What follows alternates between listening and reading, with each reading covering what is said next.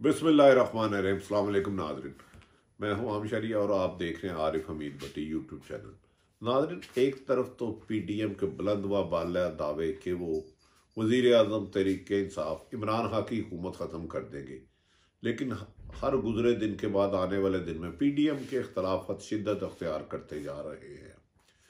पहले तो इस्तीफ़ों देने पर कोई बात भी ख़त्मी नहीं हो रही थी कि ये इस्तीफ़े दे देने चाहिए, कब देने चाहिए इस पर इख्तलाफ था। पीपल्स पार्टी गुरेदा थी इस्तीफ़ा देने के लिए।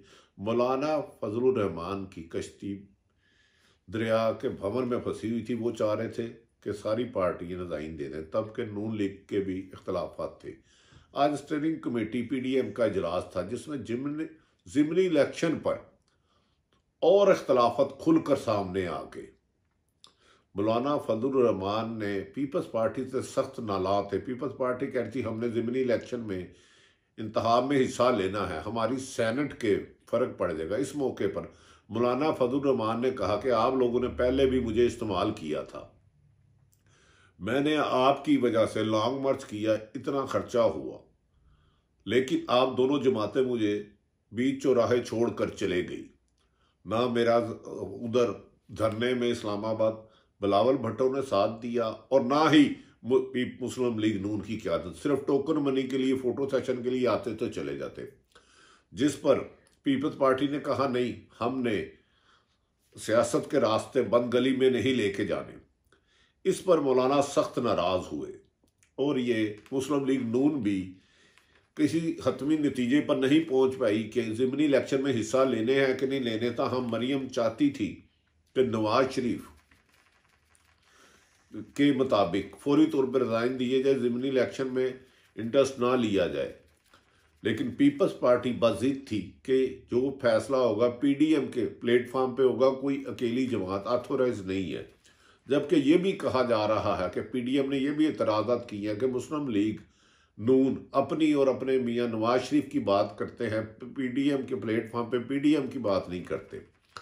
मौलाना फजलुर रहमान को एक और झटका लगा जब उनकी जमात में उनके केपीके के साबक सदर, केपीके के साबक जनरल सेक्रेटरी और मौलाना शेरानी ने उन पर सख्त इल्जाम लगाया। उन्होंने कहा कि मौलाना की वजह से एक हमारा असूली मौक़िफ़ था जिसे पैसे में बदल दिया गया। उन्होंने कहा कि मौलाना, ये भी इल्ज़ाम लगाया कि मौलाना पैसे लेके टिकटें देते हैं।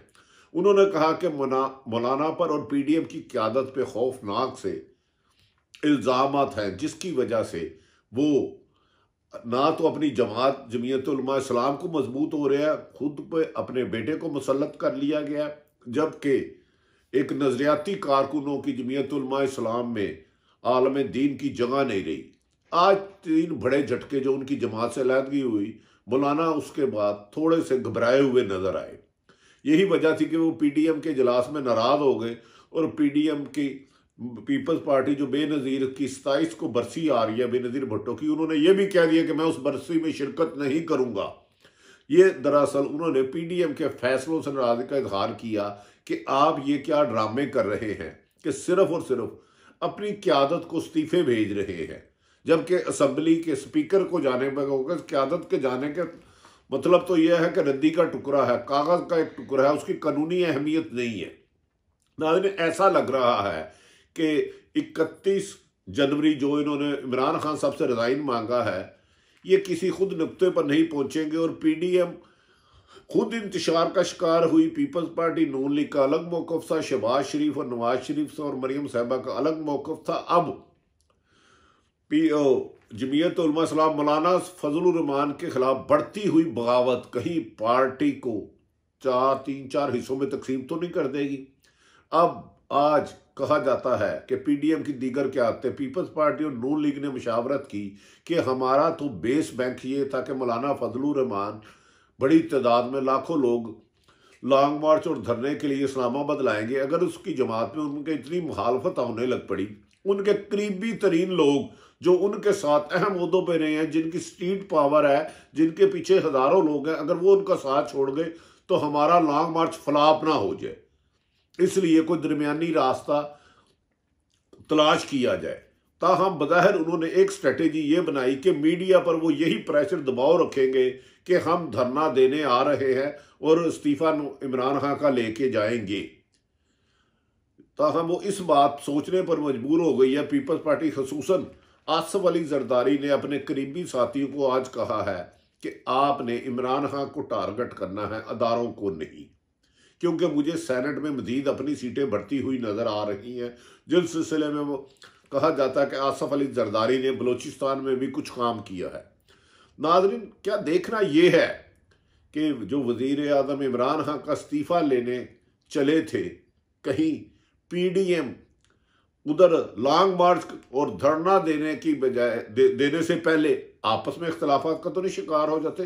दूसरी तरफ ये भी कहा जा रहा है कि मौलाना फजलुर रहमान के बारे में उनके करीबी साथियों ने नैब में ऐसे एविडेंस जाके दे दिए हैं जिसको अगर तहकीकात की जाए, जितनी तहकीकात की गई है नैब पेशावर ने, तो मौलाना फजलुर रहमान के खिलाफ बहुत मजबूत रेफरेंस बन सकता है, जहां उन्हें अदालत से भी रिलीफ मिलना मुश्किल होगा। ये बातें आजकल मौलाना फजलुर रहमान की परेशानी का बायस बन रही है। मौलाना फजलुर रहमान ने आज एक आला सतही मीटिंग की अपनी जमीयत उलमा इस्लाम की।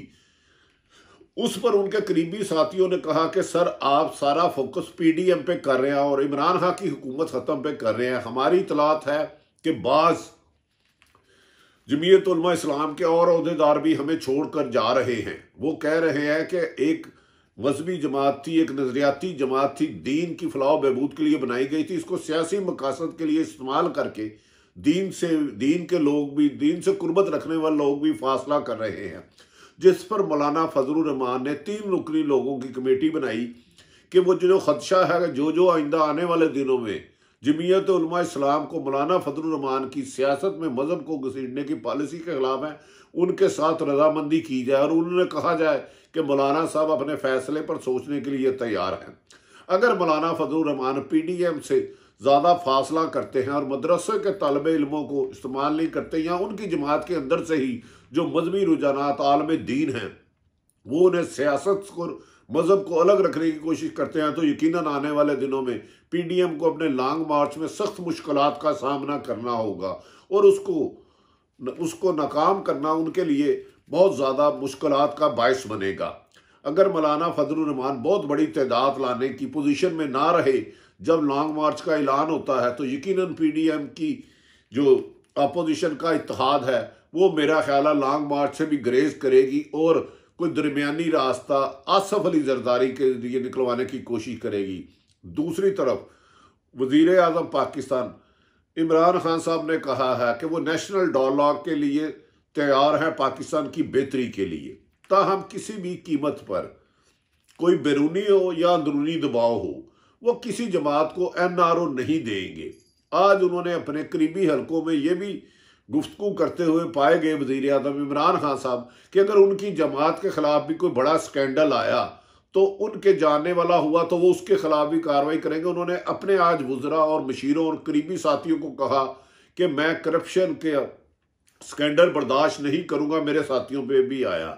इस मौके पर कुछ लोगों ने कहा कि सर, जो मौजूदा सूरत हाल है, अपोजिशन PDM एहतजाज है, लिहाजा आप अपने साथियों से नरम रवैया रखें। ऐसे मौके पर कोई भी अलहदगी बड़ी पसंद नहीं आ सकती। जबकि MQM ने कुछ दिन पहले भी मिलके इमरान खान साहब को अपने खदशात का इजहार किया और इसी तरह काफ लीग पहले दिन से नाराज़ है, लेकिन वो कहते हैं बाज़ वजूहात, ताकतवर हलकों की वजह से वो इमरान खान का साथ छोड़ नहीं सकते।